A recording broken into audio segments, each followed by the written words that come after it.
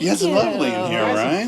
Make a little room for you. Glow up. Oh, yeah, we try. We hated it at first. Yeah. We were like, Because you got used to the old way. Yeah, that had a special juju. how long are you in town?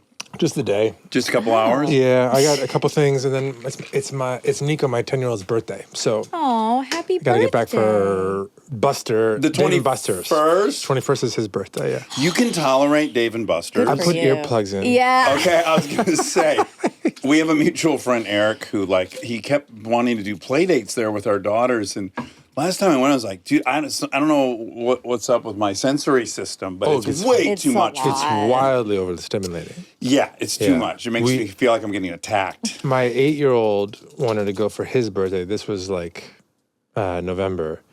And my wife signed up. She's like, cool, we'll take the whole class, 25 kids. Oh, my And, all God. and she's like, and we'll got him like no other parents. She's ambitious. Talk about ambitious. She's yeah. insane. Yeah. And so it ended up being like 5 adults because a couple parents did come. And we rented a bus, and she's a genius. She got them all yellow vests to label them. And they didn't feel like that wouldn't have flown at my birthday party. Like, Mom, we look like dorks But and they're crossing 8. guards. Eight's They a were good 8. age. It was. They thought it was cool. They were just like, I don't care. Oh, they didn't Yeah. even think about I made it. them I was like, you're like counting them, off like 1, 2, 3, and like I'm like, what number are you? He's like, I don't know. Oh, Of course God. not. This is an 8-year-old birthday party. Wow, you guys. They're what they were a minute. They're 10, 7, and 4, but now they're 11, 8. They'll be 10. So they're going to be 10, 8. They're 10, 8, and and 5 now. 5, The okay. Bruiser's 5. He'll be 6 soon. And what are the names again? Nico, Blaze, and Elio.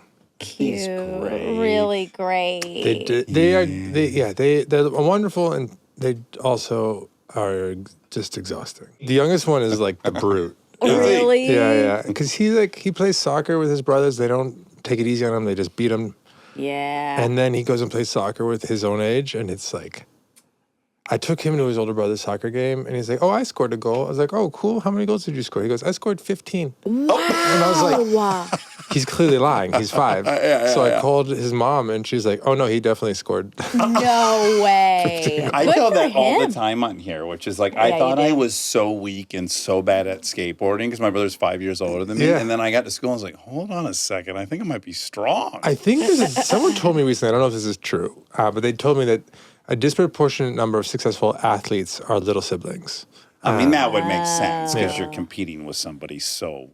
And you immediately want to. It's like, as soon as they do it, you want to do it, even if you're way too young for it. So Yeah. Well, Chris and I ended up on a trip, and it was with all strangers. I didn't know anyone. Yeah. And when we got to the airport, you were there. Yeah. And I really felt like, oh, well, fucking thank God.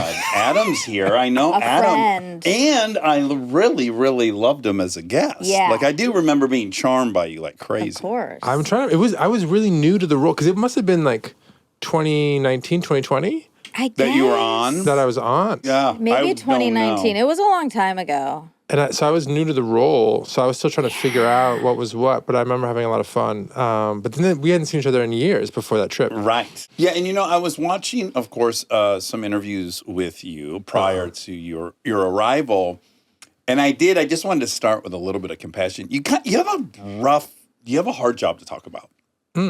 Because you're really at the forefront of like a lot of things people are concerned about. Yeah. It's AI, it's social media, That's true. it's politics, it's deep fakes. It's like everywhere you're going, you're pretty Are much you sweating being just hearing all asked. those things? I Well, he saw your handles it face so go. well. Yeah, so we are at the intersection of a lot of contentious things, and so it is tricky. But I used to work, before I worked at Instagram, I worked on Facebook for a long time. And I remember a really long time ago, maybe 10, 15 years ago now, I just felt like, and we talked about this at the company, that we weren't participating in the conversation, and there was all these conversations happening about tech, about social media. And so my position was like, look, we got to participate. Whether we want to or not. Yeah, we can put our heads in the sand, but this conversation's happening, and we might as well participate. And so I'm going to get out there, and I'm going to start talking to people, and I'm going to start traveling. And I showed up a lot on Twitter because that's where all the journalists were. Mm-hmm. And I was clear internally. I was like, look, I'm going to do this, and hopefully it'll work. And at some point it won't. I'll say something silly, and everyone will hate me, and I'll That's what stop. happens. Yeah. That Yeah. was the game plan. But it will be better for having done it for a couple of years before I get destroyed. Wait, can I say before we get too far that, Adam said something very nice about us on Instagram. Did you see this? He did his wrap up of podcasts he likes. But Yeah. I misread the question. I know, I laughed so hard. Someone sent it to me and was like, "You're his favorite food," or whatever the Yeah, what's your question favorite was. food? It's like, what's your favorite food? And I must have I don't know why I had podcasts on the brain. And I was like, maybe the next question was about podcasts. So I Yeah. rattled off a couple pods I love. And then everyone, the comms team was like, what's wrong? I laughed so hard. I just do them between meetings on Fridays. It's not like a production. Yeah. Right. It's not very well thought out. No. It it's doesn't not. need to be. That's okay. I thought it was very funny and flattering. Yeah, yeah. To be your favorite food. I was like, oh God, that's not the best. Yeah, what do we taste like? Are we salty? Are we Cherry. sweet? Well, You've got savory? a burger Yeah. and a chili dog. I think we're savory, I like to think. think I do you're- too. Yeah, I do yeah, too. There's some sweet stuff out there. I dabble in it. Well, maybe there's some relish on There's the some- hot dog. There's some You garnish. really laid on the emphasis on the relish. A relish. I think relish came up yesterday. Oh, garnish did. Garnish, a gritty garnish. That's right. Yeah, you didn't like that, and I thought it was pretty But I impressive. said I'd sleep on it, and I Yeah. like it now. But anyways, I'm just really sympathetic to, because not only you have to go out and talk about these issues, and so often you're being asked to be clairvoyant. That's really what people want to know. It's like, well, in 1 year, what will AI be doing? In 2 Yeah. years, what's it going to be? What will Instagram be in this iteration? And it's like, you don't know any better than anyone else. I go to these conferences, the fucking people who are designing this shit, they don't know.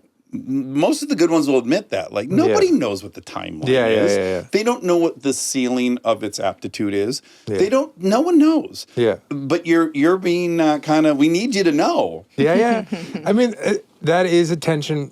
And I do think some of us in this industry really pride ourselves on being able to put pen to paper on what's going to happen. And I tend to find that sometimes feels like false precision. And it's a little bit more driven by, our own wanting to be able to do that and to be, prescient. But I think it's just good to always be honest about what you know and you don't. And then to, also qualify things, not in a way to couch, but to be like, look, I think this is probably what's going to happen and why. But if this other thing happens, maybe we're going to go left instead of right. The world's changing more and more quickly. It's full of nuance. It's all gray. And I think if you have to embrace that ambiguity and that uncertainty. Otherwise, I feel like it's going to bite you.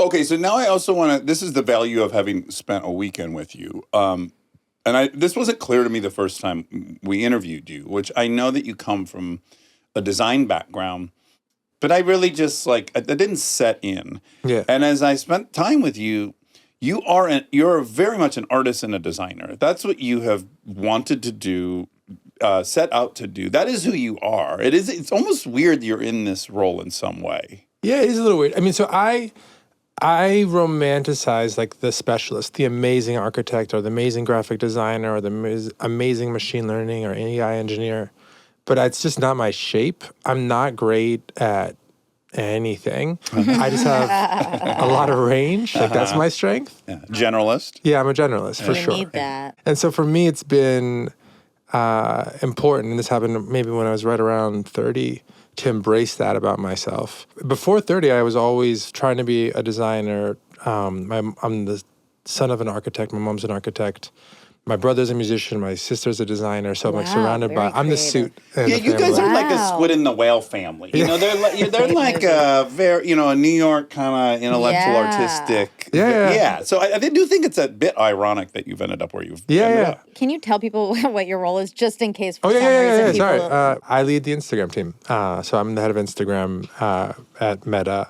I also support the Threads app as well. We're going to get into we how just much I made fun of you. started it. Ooh. We just started I did it. nothing. My running bit with him for 3 days was making fun of Threads. But we're, He did. He did. But it wasn't as bad as the fact that my wife has not installed it. It's like, Got to keep you humble. Well, she's at an age, I'm sure. She's like, I'm done with the new. I mean, that's how I felt about TikTok. I'm like, no, I'm going to sit that out. I can't do it. she's got what she uses and what she doesn't, and she does not care about my world at all. It's great. But you do have the title of CEO of Instagram, yeah? I mean, we say head of Instagram. Isn't that funny? They do. All the tech companies have such a they have their own fingerprint on what they call people and what it's like. It's very specific. I find the world's very interesting. That's a very nice. Interesting is what my mom would say when it's like she's like, oh, he's interesting. We are particular and odd in our own special ways, for sure. I will acknowledge that. Yeah, and obviously there's enough social science to back up the fact that cultures are really important at organizations. But I think if you're at a certain threshold of intelligence, a lot of it sounds condescending. Yeah, That's what triggers me when it's like, wait, I'm mopping up the toilet and you're calling me a partner or whatever, buddy, or whatever the fucking thing. It's like for us, it's a little bit. I'll give you the context. For us, it's a little bit like Instagram is not its own company. It's part of a bigger company. Yeah. And there's pros and cons to that, but there's a lot of pros for us. Like people move back and forth between the teams. We're built on top of the same safety systems, the same ad system, et cetera. And so we try to make sure we use language that embraces the fact that it's a part of a bigger company, not its own company. Right. So that's the inside baseball on this language bit. Also, just because it's important for people to know. Like, I don't want people to be surprised that Instagram is owned by Meta, and Meta also owns Facebook and WhatsApp and these other things. Yeah. It's also very fascinating how much public opinion can vary within the offshoots of still the same company. I grew up working for General Motors, and that had that as well. A Cadillac is such a different vibe than Chevrolet. The house of brands. Saturn is your progressive, younger consumer. Like, it's all General Motors, or the fucking motors are coming out of the same plant. But it's just kind of shocking how many different opinions can... Well, we build up emotional, affinity for these different brands, right? And even it's like, I mean, think about, I don't know, you might be... Like, I'm trying to think of a good example. Like in the world of like soda and drinks, like, how many different companies does Coke own? And like, you might be anti-Coke and pro, I forget which water is theirs. Sure, Smart Water or one of the, I don't know that's it. Oh, no, I'm going to get yelled at. But Dasani. I was Is trying it? to say that. I think it's Dasani. Oh, yeah, there are some people, I hope it's Dasani. Yeah. I think there might even be like a big war between Aquafina and Dasani. I like, hate those are the Dasani. camps. Yeah, and I think they're both Coca-Cola, but Dasani Rob will is very look it up. salty. I'm saying it. Oh, unless Just they throwing sponsor us. shade. I'm serious. There's salt in it. Electrolytes? No, I do love electrolytes. What? Dasani is Coke, Aquafina is Pepsi. Oh, well, that's a Dasani legit is Coke. battle. Yes, Okay. yes, yeah, that's real. That's shocking that I love Aquafina, that's my pick. I know. Because I bleed Diet Coke. Oh, yeah. Yeah. See, again, as you're saying, we're proving your point. I got through college on Diet Coke. Choir just did a pod on them recently, actually. they did? I haven't listened to it we yet, need but to I'm listen excited to because those two guys are really smart. They also have different recipes for different countries, though, which I think is interesting. Oh. Coke in Mexico tastes pretty different than Coke in the U.S., for instance. And that supposedly is due to whether it's cane sugar or high fructose, but I don't know. I don't want to get sued by either Mexico or the U.S. contingency. The country of Mexico sues Dax Shepard. Okay, so all to say, I'm going to ask you all those similar questions. Great. And they probably will have a tiny bit different bent coming from us. But before that, I just want to double back on the design fact. Yeah. Like, I think as I watched you interact with people, and I had to assess from afar what I think your skill set is you have a very, very intuitive aesthetic that you trust deeply, and you're a great challenger of people and hierarchies, and with some kind of savvy that has allowed you to still exist. So, Without getting crushed. yeah. So, tell me a It'll little. happen eventually. Again, like you being in public, this could be the day. This could be your last interview. Here we go. We got microphones right here. Good place to end. You're holding the loaded weapon. If I'm gonna go down, this is a great place for it to happen. Can you agree with that assessment at all? Yeah, I mean, I'll take the compliment. The design is about problem solving at a fundamental level, and I think you can apply problem solving to any industry, right? So you're trying to identify what are you trying to get done, what are the different options, what are the trade-offs. These are pretty standard patterns that you can apply elsewhere, and so that's the kind of structured thinking that I have to do in my job, even though I'm not designing anything anymore, even though I would like to. That lends itself to being comfortable in debate because you can have a position and a reason for that idea, and you're comfortable articulating that reason. And it's not personal to you, obviously, right? It's a function. You're arguing how functional this is. Exactly, but that's a thing that designers, and I'm not an exception. When I was a designer, often struggle with is divorcing your sense of self-worth from the worth of your work. And critique is like a whole part of design where you're gonna go and you're gonna show your stuff, and people are gonna rip it apart. And you have to embrace the signal and understand that it's not an attack on you. Yeah. It's a way to support you by improving the work itself. And I didn't learn that properly because I didn't go to design school, really.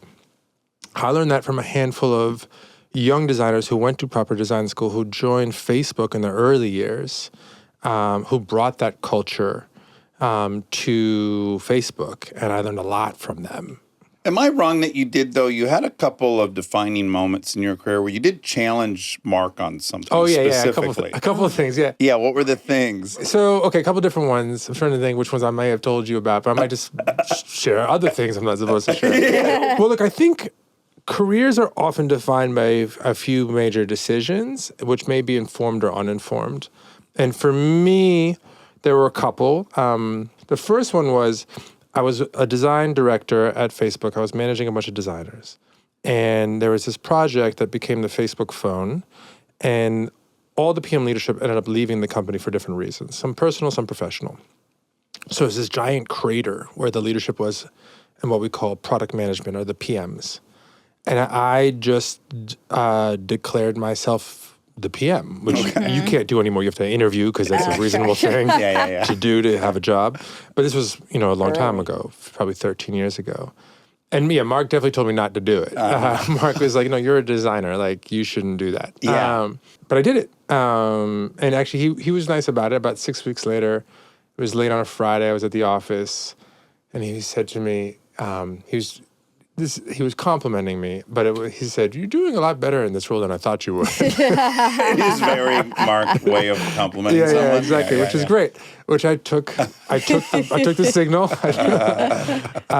So there's been a couple instances like that over the years. Some with Mark and disagreeing with him, some otherwise, where you make these decisions. And I wasn't doing it because I thought it was a good career decision. I was doing it because I was working on the project. There was a need, and I just was trying to fill that need. But I got lucky because, like I said before, I'm a generalist, and PMs are basically generalists. You work with the designers, the engineers, the comms people, the lawyers, the policy people. You're work with a everybody. translator, no? You have to be able to speak each person's language well enough to bridge all these communication You're gaps. a bridge across everybody. If somebody doesn't know something on your team that they should know, that's probably on you. Right. And so my career, for a couple of reasons, but this was probably the main one, started taking off because I was in a role that matched my skills much better. Because I was a middle of the pack designer. I made up for it with like sheer work, like hours, abundance. But like in terms of like raw talent, Yeah. middle of the pack is maybe even a little generous. Yeah. And so I did well, but by sheer force of will. Yeah. And then when I kept working hard, but my role embraced my strengths and weaknesses, then things started to accelerate. Okay, so my first question is, how are you guys? Let's just leave what's on the app alone for 1 second, and just how have you guys been able to utilize AI in the running of the product? So a couple different things. So one thing that we've been doing for a long time is, and this is controversial, is we rank content. We try to show you the content we think you're the most interested at the top. And we've been using different forms of AI for that for many, many years. Okay. Another thing we do with AI for many years, or forms of it, is we try and classify content. So is this, it could be something positive, like is this about a certain topic that you're interested in? Or it could be negative, like does this violate our community guidelines and therefore shouldn't be on the platform? And that the AI is sifting through all that material and trying to put those in buckets. Because there's, however you want to count, tens, hundreds, even billions of things, millions or billions of things uploaded a day. Yeah. We can't have people review all of it. So we use technology to look at content at scale. And to be clear, and this is changing, but historically, I've said this before, people are better at nuance and technology is better at scale. And so we've had to focus on things that are less nuanced, like what our rules are, because technology hasn't been as good at understanding nuance historically. And humans are so crafty at quickly figuring out what is triggering the safety net. Oh, yeah, it's very adversarial because one challenge we have is spammers who are constantly trying to work around all of our safety protections. Yeah. And, you'll have bots, for instance, but bots that don't post every second, 24 hours a day. They pretend to go to sleep. They pretend to go to work. They're inconsistent. They add spelling mistakes. What's the Japanese word for imperfection? I don't know it. This is the second day in a row we can't get it. Wabi-sabi. But it's It's not wabi-sabi, but it's not. It's the one that has the gold that you piece together. Oh, that's a specific art form Yes, where they exactly. take broken ceramics and they put it back together with gold lining. Correct. And it's like the Yes. imperfection's really the beauty. That stuff is beautiful. I know. Yeah, and it has a name, and we're all It supposed is to a know name. it. Well, It's there's a word that's not as helpful in Japanese for Instagrammable, which I learned when I was there recently, which was Instabaya. Oh, really? Wow. Meaning it's like so aesthetically pleasing it's worth like, posting? yes, exactly. Wow. Yeah, I'm like torn on how I feel about that, but that's a thing. What's happening to us now, though, is we're building AI products that are more natively AI into the product, into the app. I say product, that's Silicon Valley speak for like the apps.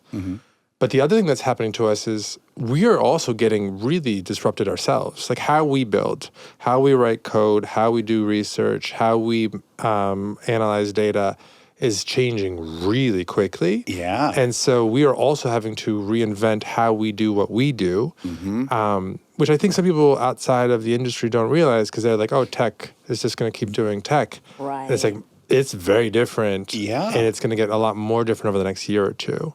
And so I can tell you some of the things that we're doing now, but honestly, I think it's all changing really fast. People are very right to be concerned because the power of these products is enormous, and they're like, we've never seen this before, right? So it is the most powerful thing. So it does deserve the most amount of scrutiny.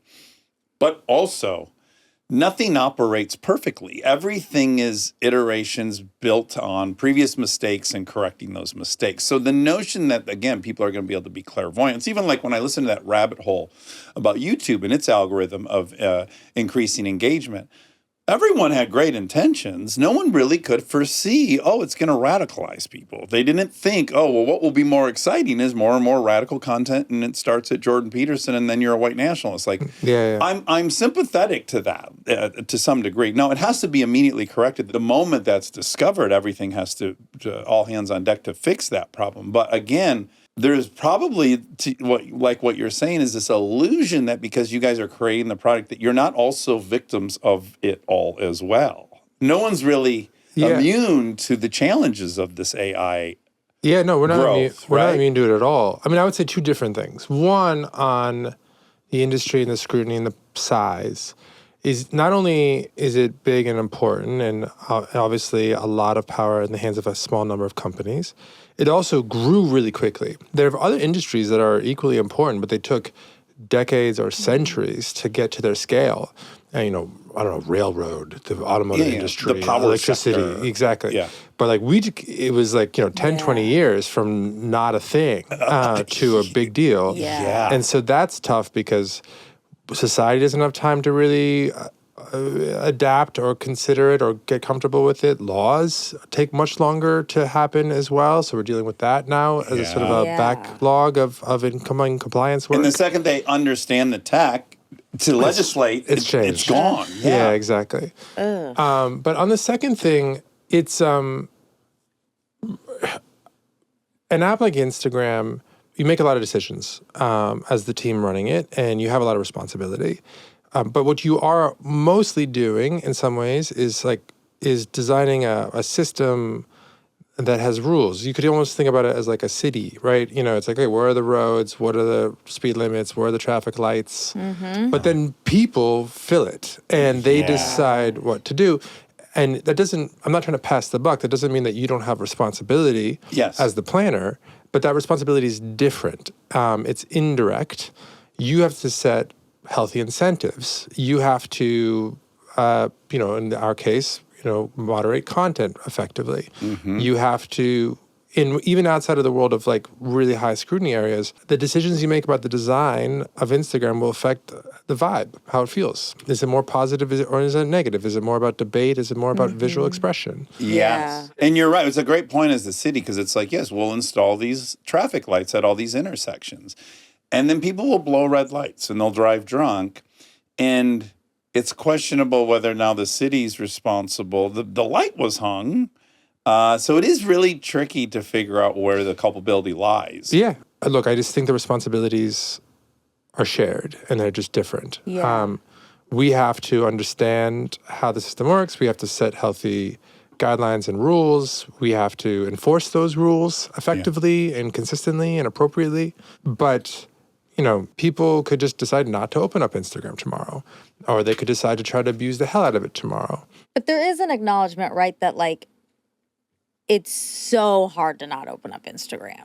Like, and I mean, good job, but like it's built to get you to keep pressing it. But I guess if we're doing the metaphor about the city, it's like, okay, we hung the light, but we know everyone runs that light. Well, I don't think running the light is using Instagram. I think running the light is like posting something that's against their rules. Right. But yes, obviously we are interested in creating something that people are going to use more. We think if you use it more, on average, it's a sign that it's valuable to you in some way. Right. But there's well spent time and there's time poorly spent, and we're not ignorant to that fact. So we try not to use tactics that you're going to make you use Instagram or convince you to use Instagram that it's going to make you regret using it later. And we try to focus more on ones that, you're going to be more excited about how you felt about the product later. So we do things like, we don't just look at how many things you like or how much time you spend. We have these like worth your time surveys where, actually we do a lot of these where we'll ask you, was this thing worth your time?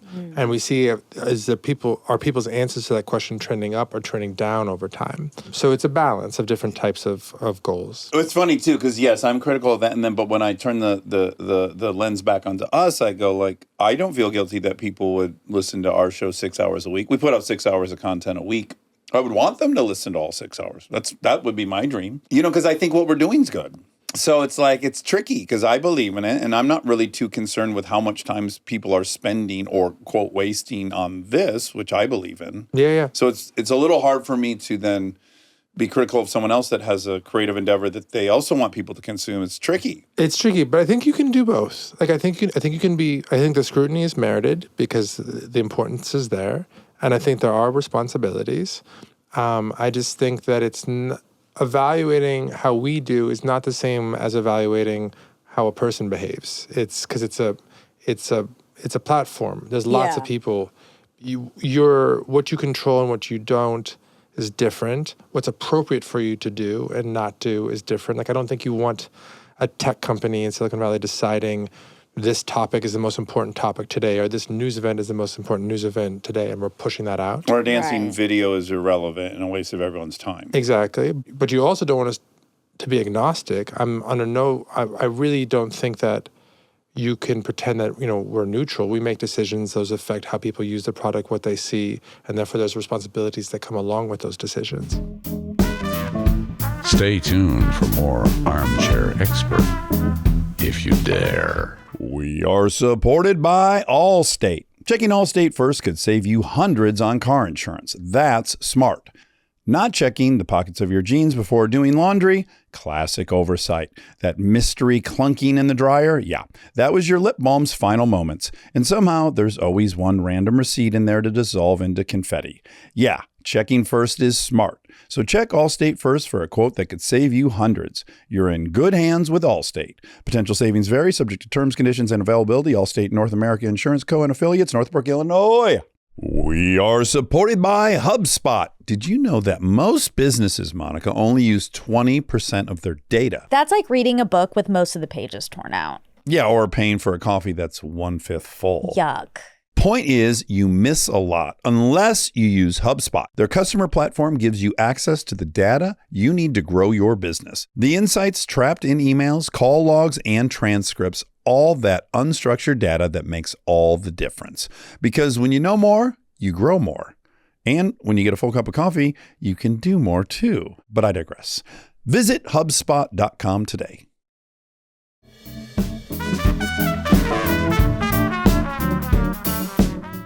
Have you guys ever approached this with the Danny Kahneman framing of like thinking of multiple selves? And for a shortcut, we'll call one the experiential self and one the narrative self. So one is the you that lays in bed at night and evaluates your day, evaluates where you are in this broader story of your life. Am I reaching my goals? Am I the family member I want to be? And that's your narrative self. And then the experiential self is like, ooh, boobs, horsepower, right? Like that's instantly the experience itself is a self you have that you're servicing. And I can almost think of was this useful to your time as being like trying to strike a balance between that narrative self and the experiential, where the experiential is good, but also it doesn't give you a hangover from having used it. I talk about the tension as your first order preferences and your second order preferences. Okay. So I like... There's also Kahneman, yeah. Yeah, I like chocolate. Like, it tastes good. That's a first order preference. Yeah. I also want to be healthy, and I want to eat healthy, and that is a... You don't want diabetes. Yeah, I don't want diabetes. Yeah. I want to not want the chocolate. And so that's a second order preference. And I think one of the things that the industry needs to be honest about and struggles with is that we optimize for things that we can measure, and it's much easier to measure your first order preferences than your second order preferences. Did you like this thing in the next 500 milliseconds is pretty easy for us to tell. Did you talk about it with a friend that night at the dinner, or did you feel good about it the next day when you thought about it? Did you go to the GoFundMe page and donate money to that cause you were made aware of on there? You can measure these things. It's just more difficult. Yeah. And I have found in my time in this industry, there doesn't seem to be any correlation between how easy something is to measure and how important it is. But there is a strong correlation between how easy something is to measure and how much we optimize for it. Not out of any malicious intent, but just because that's what's available. Easy. That's what's available. So what I have to do is always push the teams to get more creative about trying to understand these second order preferences or this narrative self so that we can actually lean into it. Like, that's why I really love the Dear Algo stuff. Have you guys seen this yet? No, what's that? That's actually not the external name. That's just how I say it. It's called Your Algorithm. 2 years ago, there was a meme on Threads where people were writing letters to the algorithm, making requests. Wow. Stop showing my high school friends' kids' photos. Like, I do not care. Like, that kind of stuff. And so that inspired this. And then the tech got to the place where we could do it. So it's only in the Reels tab right now. But if you go to the Reels tab in the top right, there's these little, in the US, there's these little sliders with these hearts. And it will tell you what we think you're interested in, and then you can make edits. And you can say, I actually want to see these things. I don't want to see these other topics. Wait, where is it? Where's the Reels tab? Ease. It's the second tab. Just click on the little... that at the bottom. Oh boy. Okay. Okay. We're exposing you. We're going to do it live. All right. This will be great. All right. So do you see in the top right a little icon? Yep. Wait, up top there? The heart? With the hearts, yeah. Okay. Click it. Tap it. Let's see. I love that we're doing Your this algorithm. Yes. Does it know you? What does it say? It says lately you've been Fashion. Lately you've been into award show glamour, sweat sessions, and culinary indulgences. It's pretty good. What are sweat sessions? Sexual what is stuff? it? No. Like workouts. I do get served a lot of workouts. We think you're into them. That's the experience. No, I'm sorry. Her narrative self knows she's supposed to be working out more, so it's already servicing your narrative But self. you can see there's a list of... Yeah, it says what you want to see more of based on your activities summarized by AI. Golden Globes, fashion, luxury, fashion. Monica fashion. Apple Podcasts, Los Angeles food scene. Okay. Yeah. Beauty, comedy, food, fitness, motivation, Golden Globes. Pretty good. But now let's say we were wrong. Let's say you're not into sweat sessions. Okay. You can actually press that and move that to the I don't want to see this thing. What you want to see less of. So you can get your hands in there and you can change it. Because also sometimes we might be misreading a signal. Like you don't really want to see it, but you can't stop looking at it. Yes. And another thing is sometimes your interest can change. Like, this is a tragic example, but one that I have a friend who went through, which is she got pregnant and she was going deep on the nesting thing, and her Instagram got all about all this baby gear. Tragically, she lost the pregnancy. How horrible is it that she's opening up Instagram and we're pummeling her with baby stuff? Yes. So that was one of the inspirations for this, which is she should be able to go in and be like, no, nothing about nurseries. Okay, I like that. And so by allowing you to get in there and not only see what we think you're interested in, but for you to tell us yes and no, that then hopefully allows people to express their second order preferences or their narrative self. Now, again, not everyone's going to do it. Right. But if one you care. way to learn about these things is just ask. So we pick up on your interests, we learn from them, and we adapt. But we don't have we don't understand quite as literally as people think we do what you're interested in. So like, for instance, like that joke, we don't understand that that's a joke about race from a black comic. Like, Right. It's not nuanced. the way it works is with an approach we call embeddings. But basically, the way you can think about it is you can take any video and map it into a space. It's not two-dimensional, but imagine it's a giant two-dimensional map. There's no borders or boundaries or labels. It's just a bunch of videos on a big board. And similar videos end up in similar places on the board. They concentrate in little areas. Yes, exactly. Because the way the technology works is similar things end up in similar places. And so then if you like one video, whatever it is, we look and find videos near it in that space. Sure. And show you those videos. Yeah. What allows us to do your algorithm work is now we can embed topics into the same map as the videos. And so we can be like, oh, okay, cool. Like you said you're into like men's vintage fashion. That's here. Let's find the videos near here. You said you don't want to see, bikini videos. Yeah. That topic is here. Those videos won't show you any videos that are near it over here. Right. So you're giving it a loci, basically. Yeah, kind of, yeah. Yeah. We couldn't do that effectively even 2 years ago. And so that's actually how a lot of ranking works is we're like, all right, you like this thing, what is similar to it? We'll show it to you. People think it's like, oh, I'm into surfing. And it's like, 2 years ago, it would have just been this giant number. I wouldn't have been able to tell you what it means. Now I can say, oh, that's pretty close to surfing or to like skater culture or whatever it is. Yeah. I appreciate you reading your algorithm out loud, brother. That took some bravery. Thank you. I didn't know it was coming, but it's good. Is there a way to add? So I see you can drag, but can you like type in? Whatever you want. I do think people should the things that are getting you angry on a regular basis, figure out what words are associated with that anger and block them out. That's called hidden words. Yeah, you can do that. You can do that for comments too, and you can also do that for your messages. I like that one a lot. Yeah, it's just people, they like to be angry. This is where this this isn't your issue, but I don't see people wanting to get rid of that because they want it. Yeah, I think it depends. So for politics specifically, this research is a bit out of date. But I remember when we were running a lot of we say research, it's usually surveys. We found that there was a small percentage of people who really wanted more politics, but most people were like, I kind of want to see less politics. And I think that's, again, this tension between the narrative self and what was the other self? Experiential self. Yeah. Is they saw it, they got it's engaging. They clicked on it, we think they like it, but they don't. But their narrative self or their second order preference was like, I just need a break. They don't feel good. They know they don't feel good afterwards. Yes. Yeah, and most people, at least with these surveys, were in that bucket.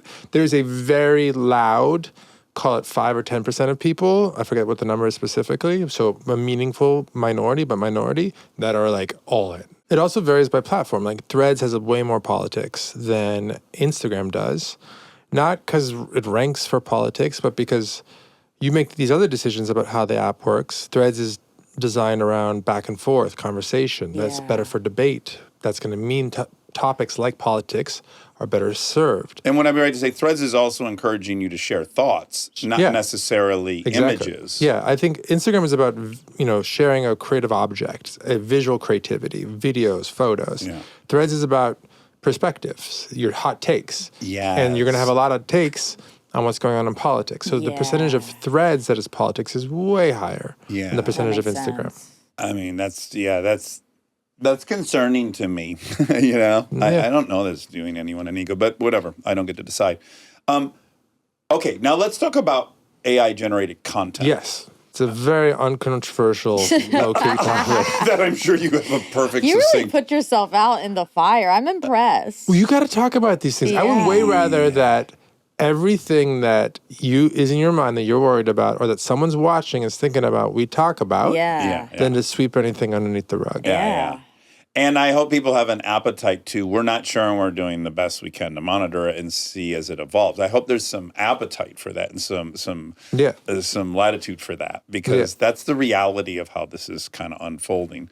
So I have a lot of questions about it. Yes. One is, we should start by defining it, right? Yes. Because here's what's tricky. You were asked during this Bloomberg thing, could you label everything that was AI generated? That would be helpful for all of us. Yeah. And you're like, yes, we agree. We did that. And what we were doing is it'll read anything you do on Photoshop or Adobe as being AI generated. So it's like, where is this line? If someone uses some Photoshop to brush up a pimple on their face in the video, that's now AI. Where are we drawing the line? So maybe we should just kind of define it. Like most complicated issues, the edges are much easier to define. So there's clearly you used a film camera and it took light and those photons hit a piece of film and like you captured a moment, and it's not perfect, but it's like a authentic capture of a moment in reality.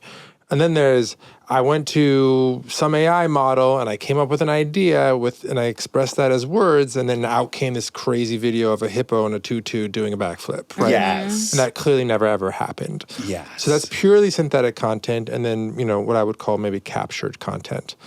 But there's actually, I think most content's in the middle. So like with all of our phones today, when you capture, it's doing a lot of photo processing. Some of it's using AI, some of it's not, but it's like, it's trying to make sure, you are not wildly backlit. So if the sky's bright in front of you, it might use AI to brighten you up and darken the sky so it looks more like you would perceive it, as opposed to a film camera where you would never be able to see the person. AI is doing color correction like crazy. All sorts of stuff, right? It's doing, sometimes in some of the default cameras, it's doing skin smoothing. It's doing things that are a little bit more contentious. Really?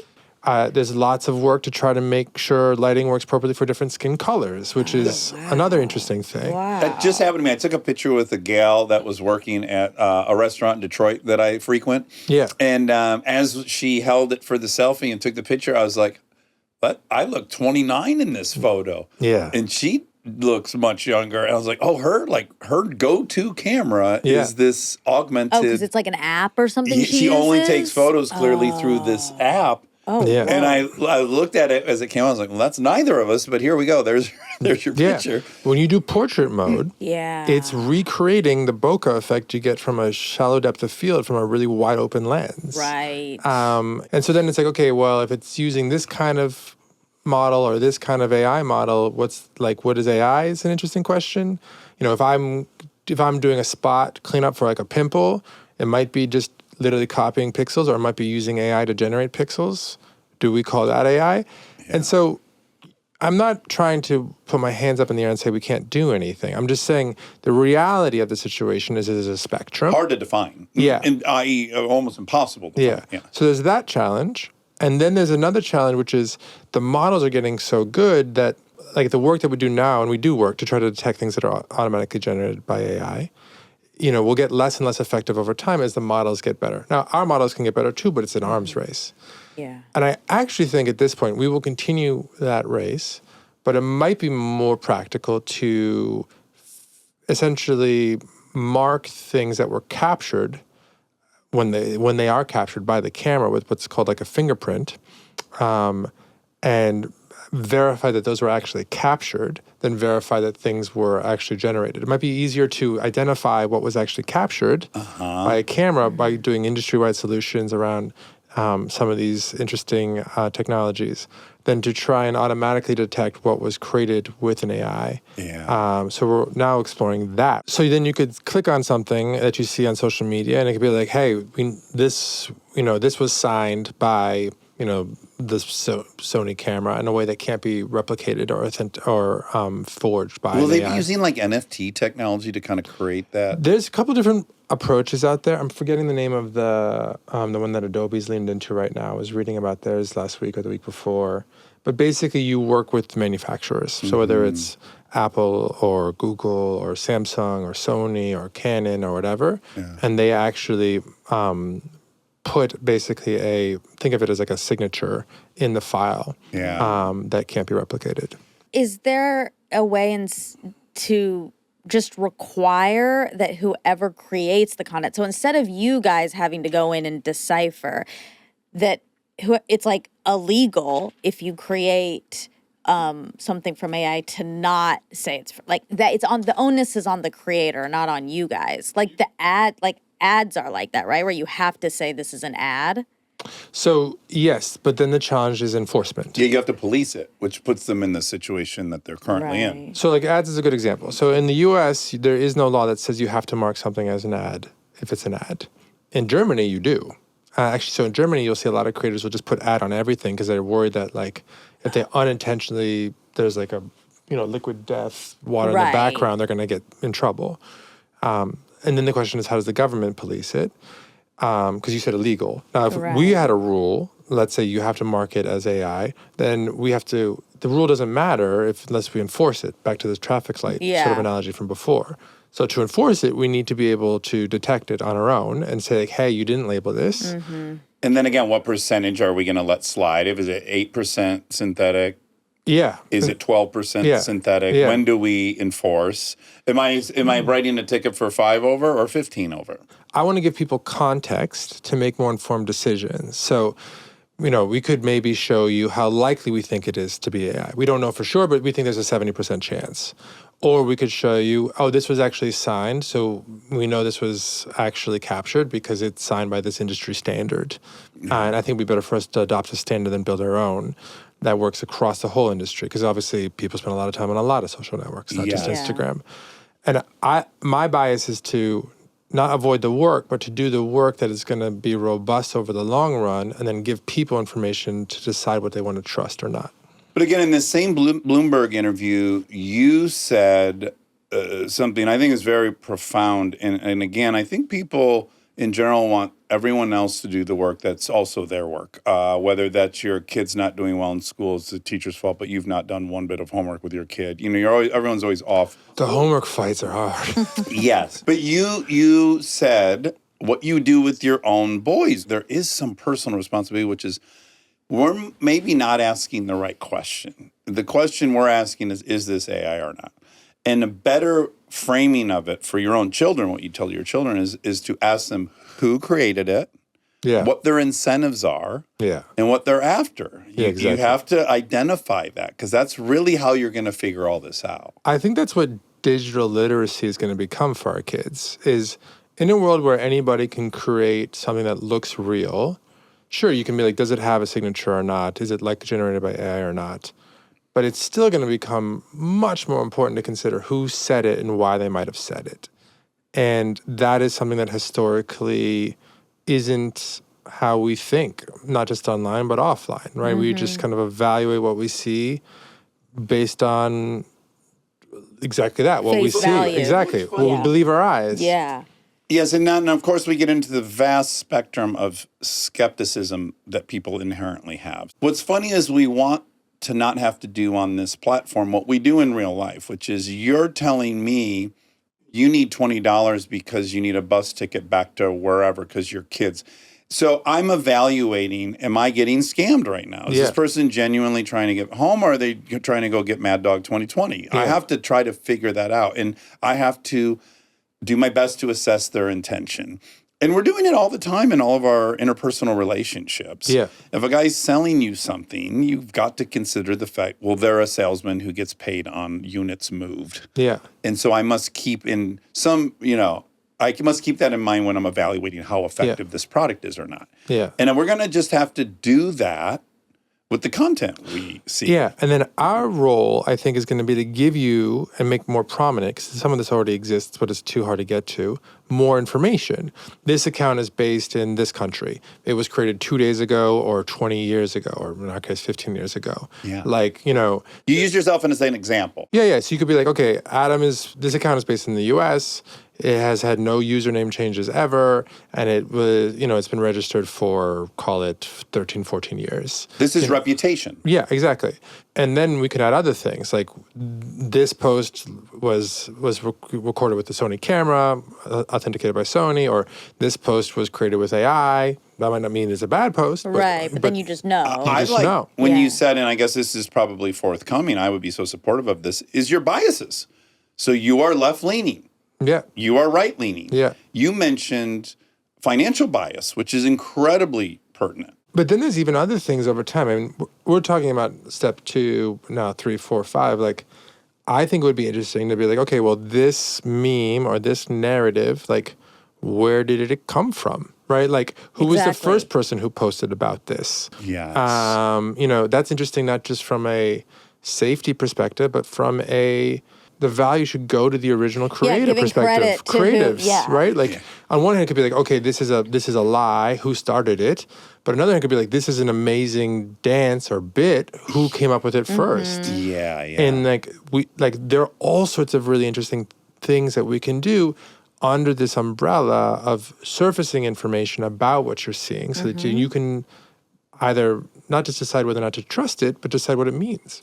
I can tell you the one that scared me. I saw, and this was a breakdown, thank God someone exposed this, but this video that had gone very, very viral, it was a New York City police officer confronting ICE agents, saying, you don't have jurisdiction in this city. I, too, am upholding the Constitution. And it was compelling. It was inspiring. It was action. You wanted to take action when you saw it. And it was millions and millions and millions of forwards. Yeah.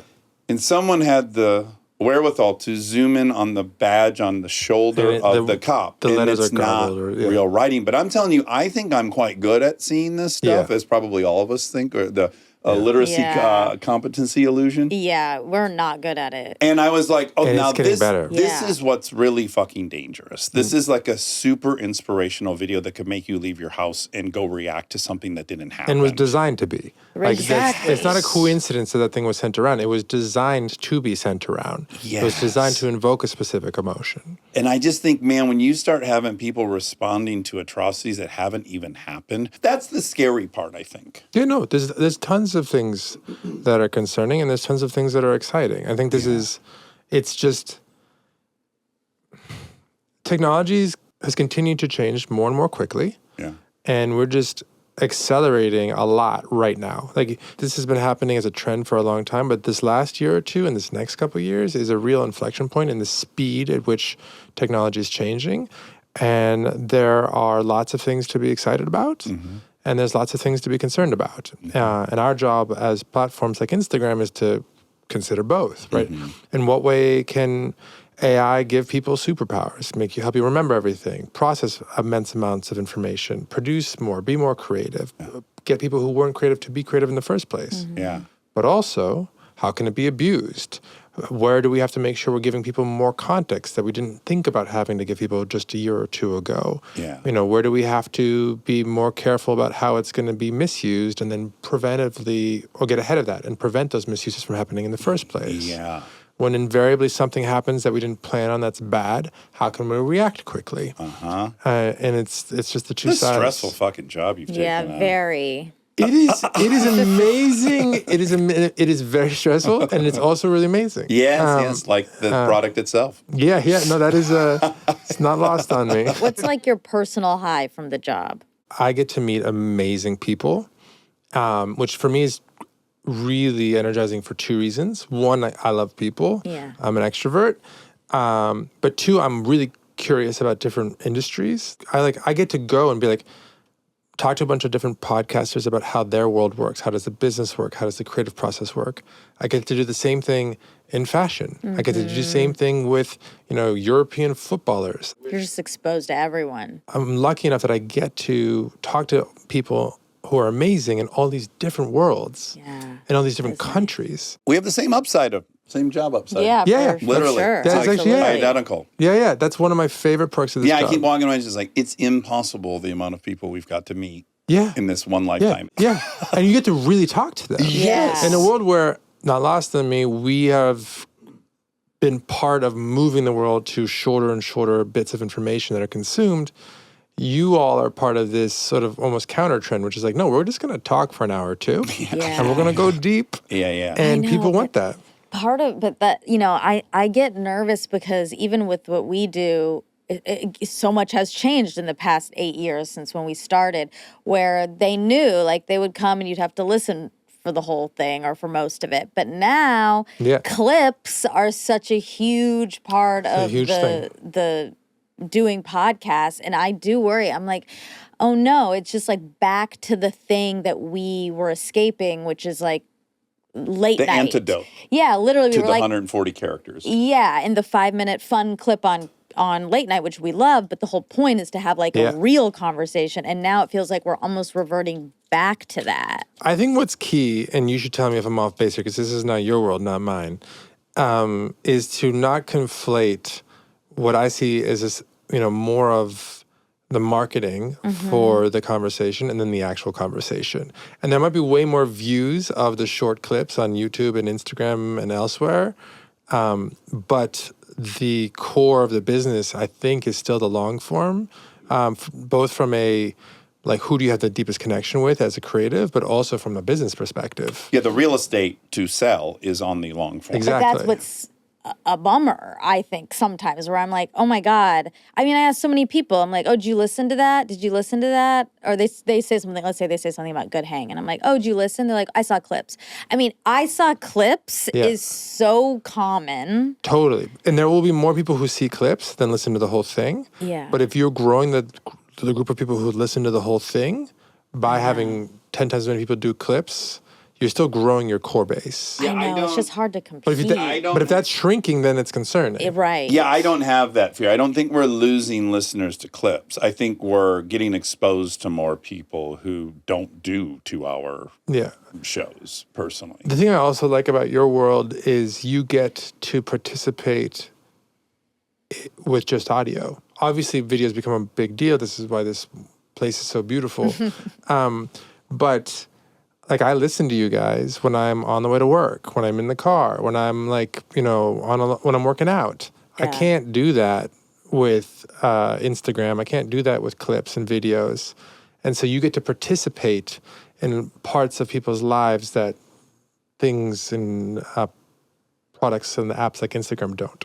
I agree. That's what I love about it. But I worry that it is changing and moving more into, because our attentions are much shorter. That it's like, oh, I got the gist. Yeah. No, it's a real worry. I think people underappreciate audio in general. Like, my whole industry does. Like, I've been trying to push it a little bit, which is most time spent on Instagram is watching videos now. Yeah. That is half audio, right? Yeah. But we're not thinking about that experience nearly as much. What does Instagram sound like is an interesting question. Because the visual component has just gotten better and better and better, and the audio experience is really not. And we tend to, I think more about what we see than what we hear. But what we hear, I think, can have just as strong an emotional impact. Yeah. Another thing that I was sympathetic to is, first of all, I think it might shock people to learn, and you do this great example. When you have a crowd of people, it's very easy to demonstrate the reality of this. Because when you first say it, you almost don't believe it. But tell us where people spend time on Instagram. Oh, yeah. Because you have basically 4 options, right? You have the feed. Yep. You have Reels. Yeah. You have DMs. Yeah. Maybe is there 3? Stories. And stories. Stories a big one. Right. So you've got these 4 columns. Yeah. And also just start maybe at the beginning, what it was and where we're at now. People my age, I'm in my 40s, they think of Instagram almost always as a feed of square photos, because that's what Instagram was when Instagram launched.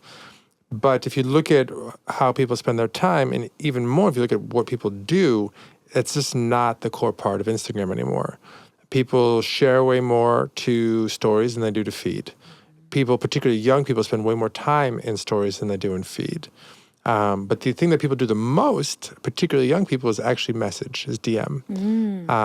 Teens will often, and young people will spend more time even in DMs than in some of these other surfaces, and they definitely share way more. And forget about all the text. If you just look at photos and videos sent, there's way more photos and videos sent as DMs than there are posted to stories or feed, or even those two combined at this point. Yeah, you ask everyone in the room, like, put your hand up if you've sent a DM on Instagram in the last day. Yeah. And 90% of the room puts their hand up. Yeah. Great. Now keep your hand up if you have... If you posted a story. I actually did this one time at Bloomberg. I made it up. I was like, did you open up Instagram today? Did you send a DM today? Did you post a story today? And it's like a bunch of hands went down. Did you post a feed post today? And it was like... Every hand. Nobody has It was like posted two a people. feed post today. I did. Yeah, well, we did because we have a schedule. Yeah, that's right. But when you did it that way, it really sank in. Like, oh, yes, true. And then what I appreciated was you being honest about the fact that we have that data, right? So had we only stuck with feed and we said, no, we're feed only. Yeah. I wouldn't be on this stage today. We wouldn't be relevant because we see what people want to do. And they would have gone to a place where they could have done that. Yeah. And that's just the hard facts of the business. Yeah. And so what I thought about is we've had very few changes. We went from audio to video and people lost their fucking mind. Yeah. And then the other crazy thing was you could do it a week early if you joined the subscription. Yeah. People lost their mind. Also, when we first went to Spotify, people really freaked out. Yeah, but all to say, we've only had 3 or 4 changes in 8 years, and it was very difficult, and people were very, very It's stressful. angry. Yeah. And so I was thinking, like, how you're weathering the outrage and also the frustration, despite what everyone's saying. Once they get over the hurdle, they like it. I think this challenge of change management was the first, my first exposure to sort of controversy in the industry, where, I was the designer on a new design of the homepage of Facebook in late 2008, early 2009. And people lost their minds. Yeah. And they got, I won't say but I was reading the comments. It was gnarly. Death threats. And I'm 25. Yeah. And again, my self-worth is totally tied up in my work. Right. You're nothing if you're not that. Yeah, and I'm just getting pumped. Yeah. You ruined it. Yeah, I was just devastated. And you learn to accept the fact that, look, if you're going to spend half an hour using our product a day, it's I think of it, the analogy I used to use is it's a desk. You wrote some letters, you organized some photos, you did some things, and I just came in, I just rearranged your desk. Yeah. You're going to tell me to F off because I didn't ask Get you out of my permission. space. And you Yeah. think of it as your desk. Yes. But the alternative is to become irrelevant. And I don't think that's being bombastic. Yeah. I'll give Mark a lot of credit on this. Mark's always said that companies usually fail by hitting their goals all the way down. And that's about not really defining success properly and also not being willing to make hard decisions. In that case, it's about aiming high. But in this case, it's about being willing to actually do things differently. Yeah. And I would rather lead Instagram during however long I lead it for, through a bunch of changes, and occasionally go too fast, too far, and get backlash, than have it become irrelevant under my watch. Yeah, that's fair. Stay tuned for more Armchair Expert, if you dare.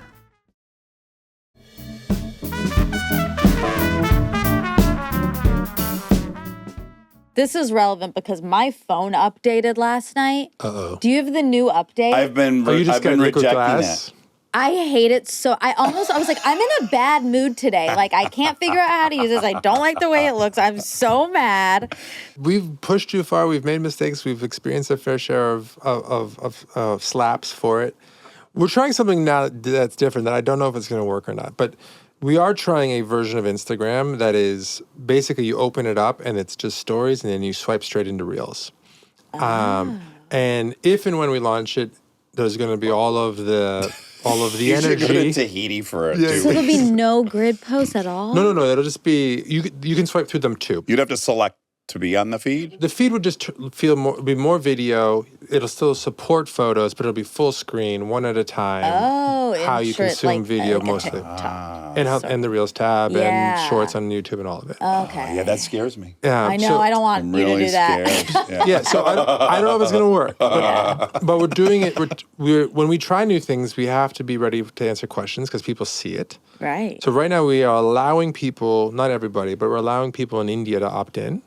And the idea is to manage this, if it's successful, over a year or even 2, and keep making the experience better and better, and then see how many people opt in, and of the people who do switch, how many people keep it.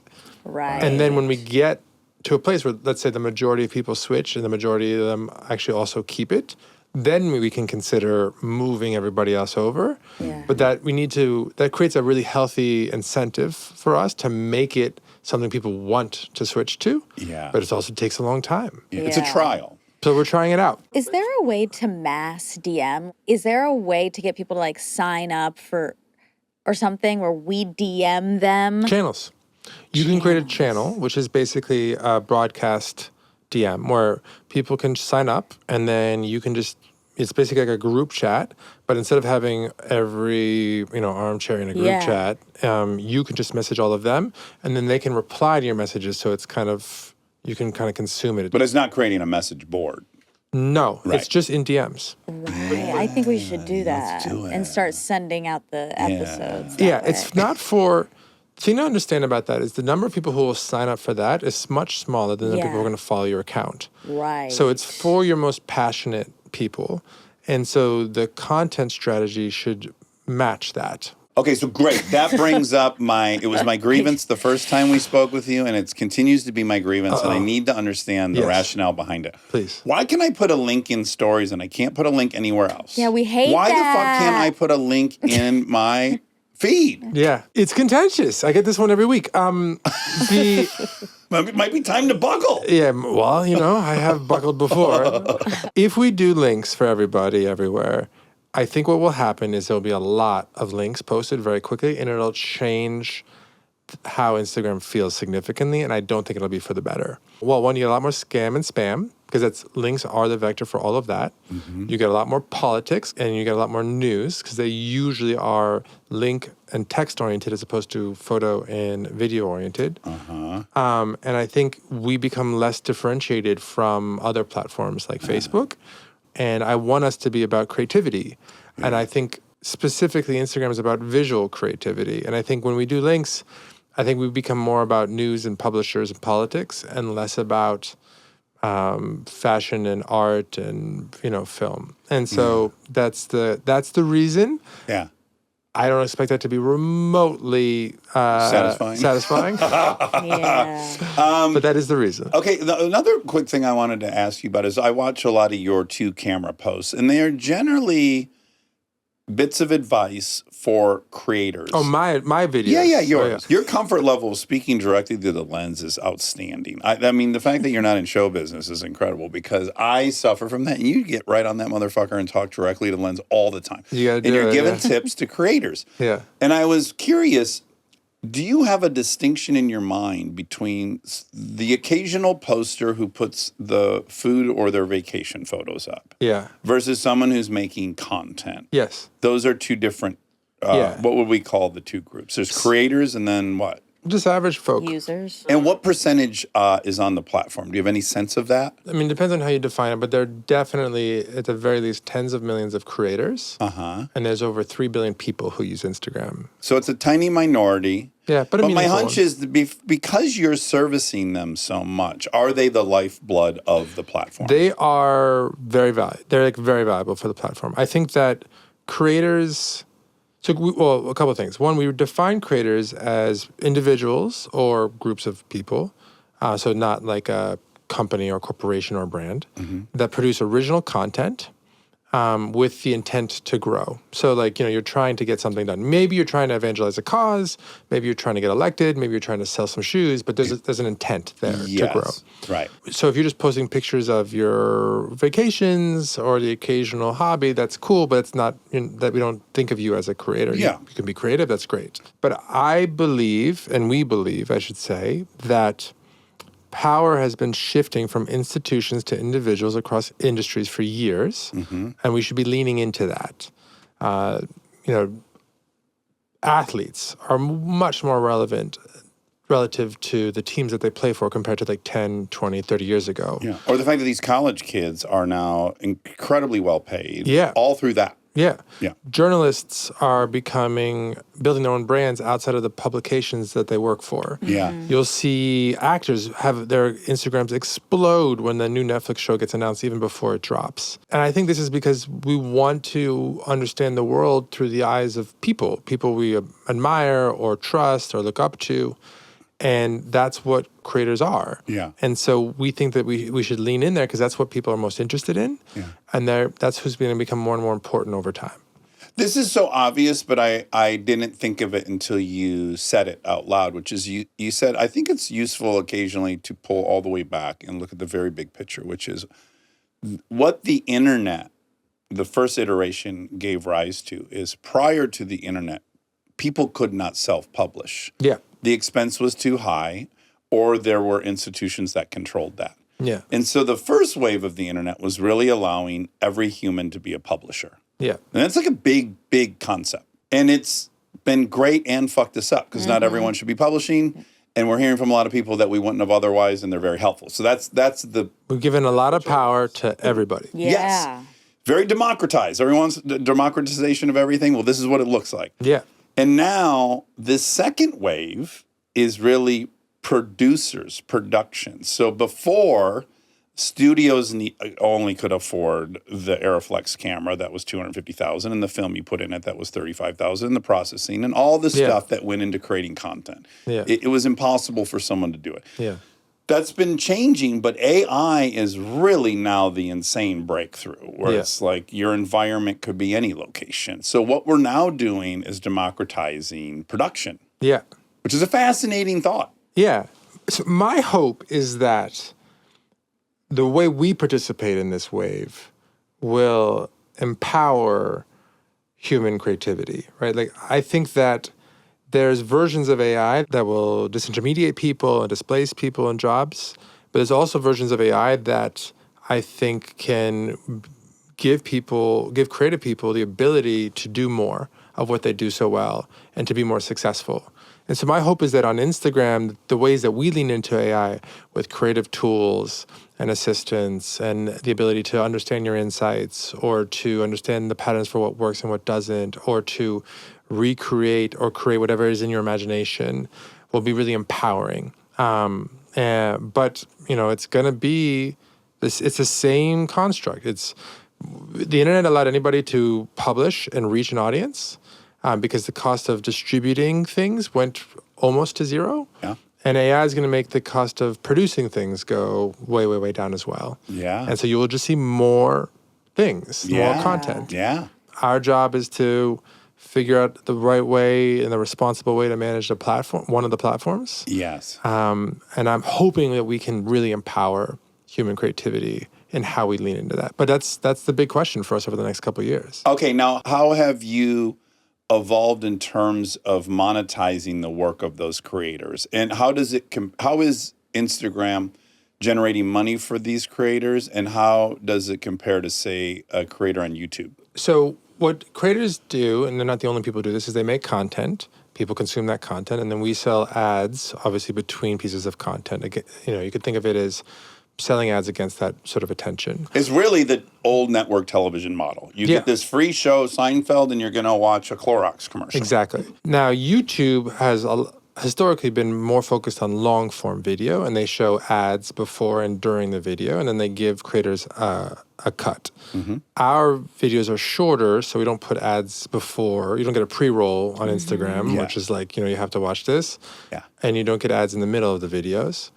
So there's one challenge, which is, who deserves the credit. Yeah. YouTube is the best in the industry at creator payouts, I think. And I mean specifically paying creators directly, because creators can, the platform can pay them, the fans can pay them, or brands can pay them. In terms of the platform paying them, YouTube does the best. Now, what we've done is we've got tests in here. I'm thinking currently in the US, India, Japan, and Korea at different times. We've tried to pay creators for creating content. And what we keep finding, particularly with videos, if we pay creators, we're like, hey, if you make this number of posts, we'll pay you this number of dollars. They do create more posts, but the incremental posts that they make are not as good, and they don't hit that many more, so they actually don't drive up the amount of time people use Instagram that much. I was going to say, there's really no metric you can decide on that. It's not going to obscure the output, because it could either be number of posts or it could be total views. Well, now total views, I'm incentivized to be provocative. I'm incentivized to be what the algorithm was on YouTube. But even if you ignored those challenges, all the tests we have are just burning money. If we invest $10 million in a bonus program, we've never made anywhere near $10 million back. I'd be happy just to break even. Sure. For me, these things, if we could have this program break even, have the eligibility be clear, so it's obvious how you get to be part of it, because it can't feel like a lotto. And ideally, the payouts aren't embarrassing. Then it's a success. People create so much content on their own that the incremental content that people create when we pay them is not that high in quality or quantity on average. I'm sure some people are doing amazing things.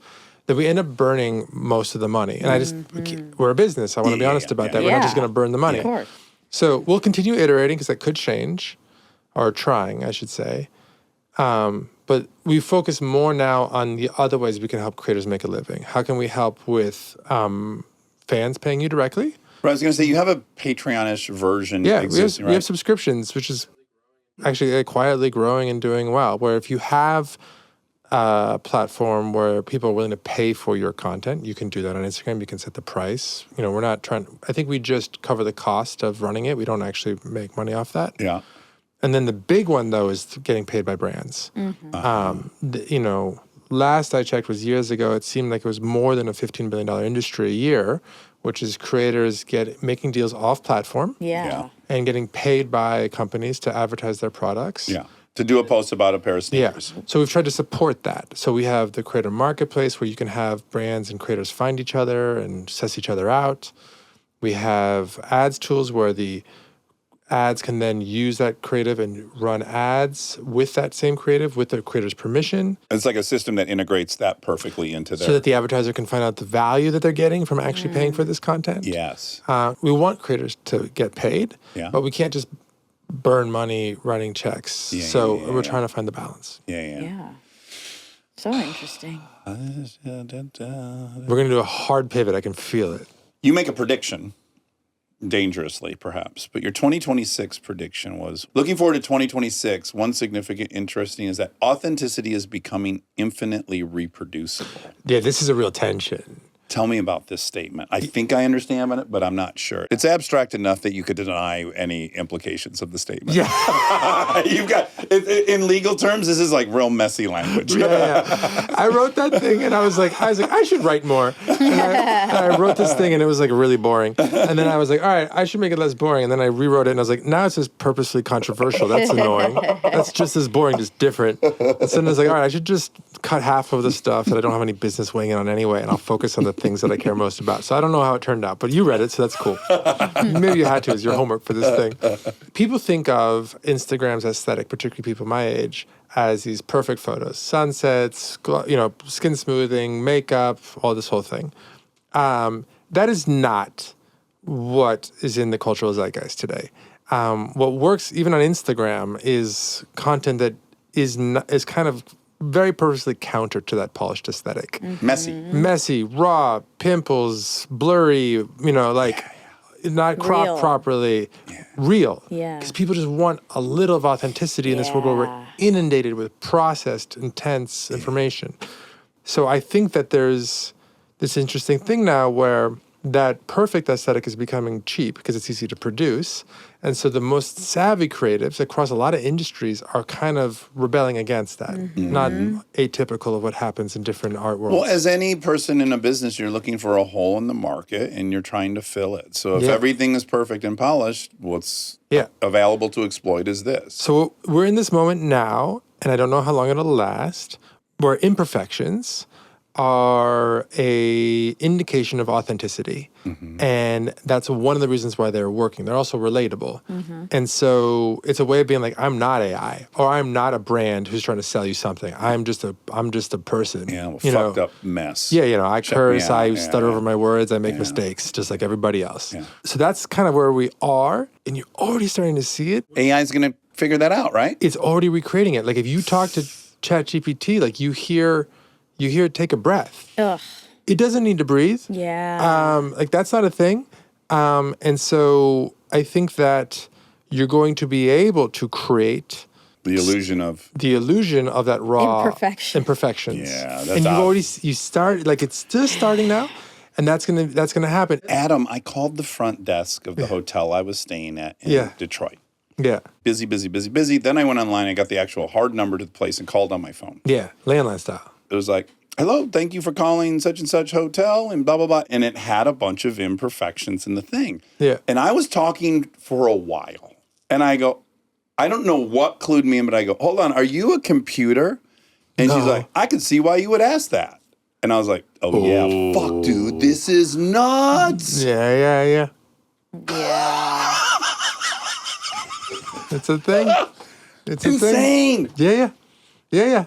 I talked for a while before I figured out it was a computer. I know. But in that world of, what's left, I think it's our taste, it's our perspective, it's our opinions that are going to be the thing that makes some piece of content be interesting or not. But the other question for me is, how can you point the technology at what you want to get done, right? There's one way to think about it is like, it is an algorithm, it is AI, and it is coming for you. There's another way, which is like, all right, it's a bunch of tools. It doesn't care about me. It's agnostic. Yeah. But like, what are the things that I want to do that it can help me do more of, better, faster, stronger, et cetera? Yeah. And then how do I figure out how to do that? Because it seems on one hand, it's an interesting tension. On one hand, it's so technical, right? Like you're talking about these giant foundation models and these data centers with all of these GPUs, and you're like, all this, like, it's like anybody listening to this is already like, I don't care what he said. So on one side, it's so technical. On the other side, it makes things so much more approachable. Like I used to, like I said before, I'm not great at anything. I used to program. I used to write a lot of code. Really bad code. There'll be some engineers now who will go look up my diffs just to get you to throw up, just to make fun of me. Just like rage, just dunk on me on internal forums. I can code again now because I can work with an AI to program, and I can speak to it in English. Wow, yeah. And because I'm technical enough, I can give it pretty good direction.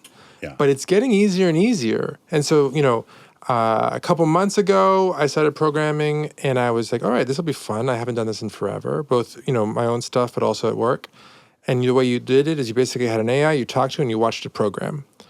That's not how people do it. Well, it's how some people do it, but it's not how I do it now. It's not how a lot of people do it now. Now, I've got like 4 of them, that's like 4 engineers basically. And I talk to each one of them. See who does it better. And I just check back. I do 4 things in parallel, or I do 2 things and see who does it better. Yeah. But it's a completely different way of exercising your brain. I'm multitasking aggressively. Right. I've got like 4 really junior employees that I talk to every 10 minutes. Yeah. Without any civilities. Like, I actually do. I say please. Me too. I know. I do too. It's so weird. And I heard that it's wasting like X amount of money. It is. I'm sure it's like burning water. Yeah. But like, I do this because I've always said please and thank you to Alexa, because my kids, I don't want them to hear me barking orders at any personality. Yeah. And so it's definitely gotten into my program. It is. She's like, why am I being so I'm sorry, I gave you the wrong instructions the last time. It's like, why am I being apologized? I know. It's so being accountable to the computer. It's so ridiculous. But I don't think it's limited to programming. I think it's going to make technical things, not just programming,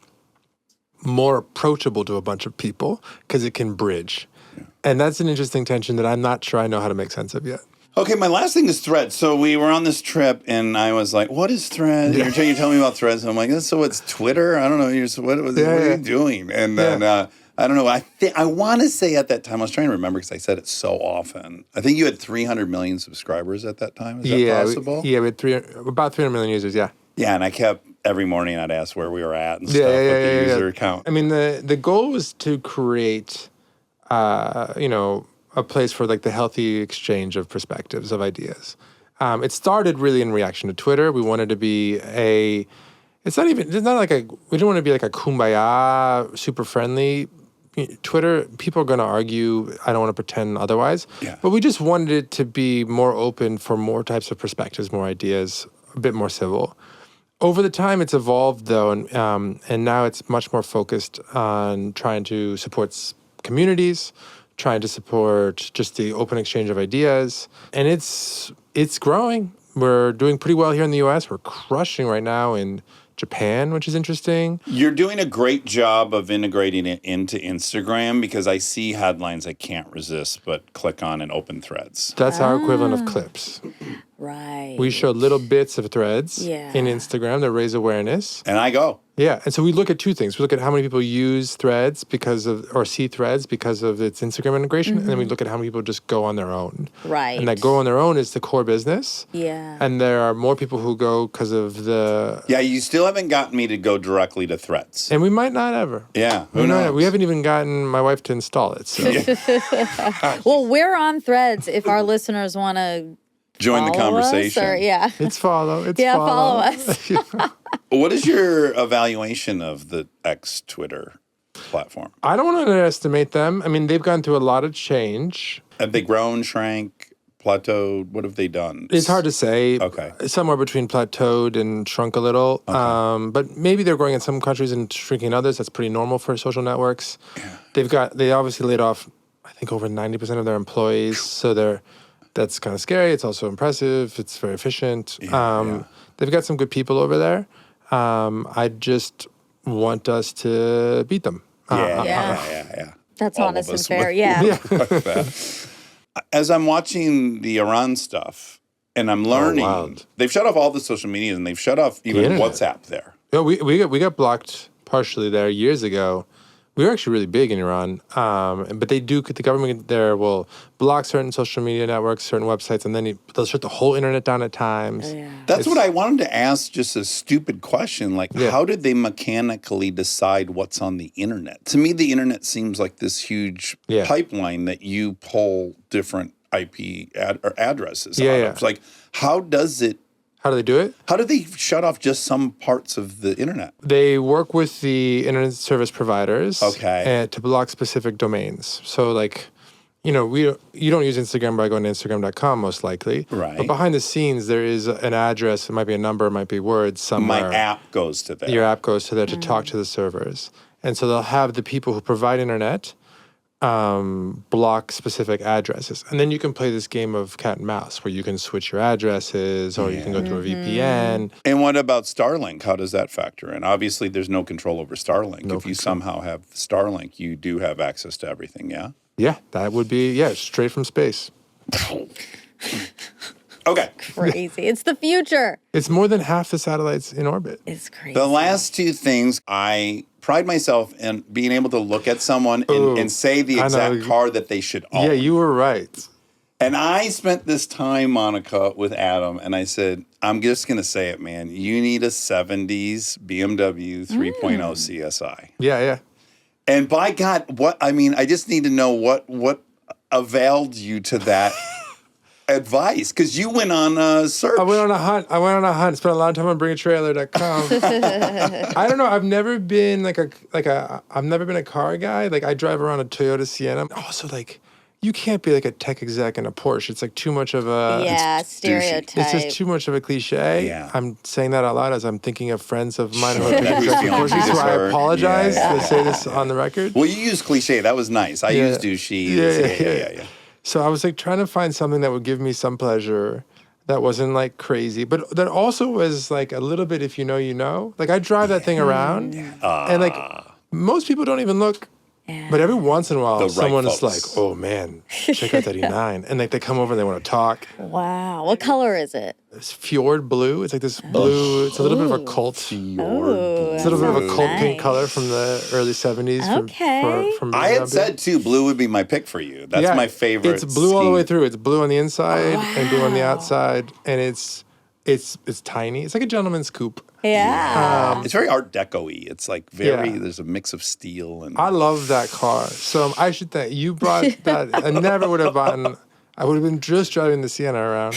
Do your boys like it? Yeah, particularly Blaze. He calls it the blueberry. He calls it blueberry. Oh. Okay, and then the last thing I find so charming about you is you are a hardcore Burning Man person. What do you call yourselves? Burners or something? In a past life. What do you mean in a past life? I have kids now. I haven't gone in years. When's the last time you went? I don't know, but I've been more times than I can count. So you're not wrong. And Adam's the type that goes, Monica, a week before and fucking builds the enormous tent or something? contraptions. The build is for me the most fun part because you go and you're like building your camp. You're really making a city in the middle of the desert. By the end of the week, it's like chaos and it's a bit of a just gets a little bit too messy for me. I'm getting old, but like to get out there and to be using your hands and to be, we built these yurts, which is what we sleep in, or these giant trapeze tents, which is what we hang in, or the kitchen, like. Wow. There's AC. We built a put in- shower. Oh we built my everything, and then you rip it all down. It's a lot of work. Yeah. But in this world where I'm on glowing rectangles all day, it's kind Yeah. of nice to be outside with no internet in the desert with your hands all dirty. That baking. makes and sense. fabricating. Yeah. Well, Adam, I adore you. You'll be back. Yeah. That was round Yeah, 2. We'll do come round back. 3. We'll be laughing at our naivete in this conversation. That's right. It will all be irrelevant. In fact, the conversation will happen with our avatars. All right, I believe in human creativity. right. Well, thanks for coming. This was a blast. Thanks for having me. It thank was you. so much fun.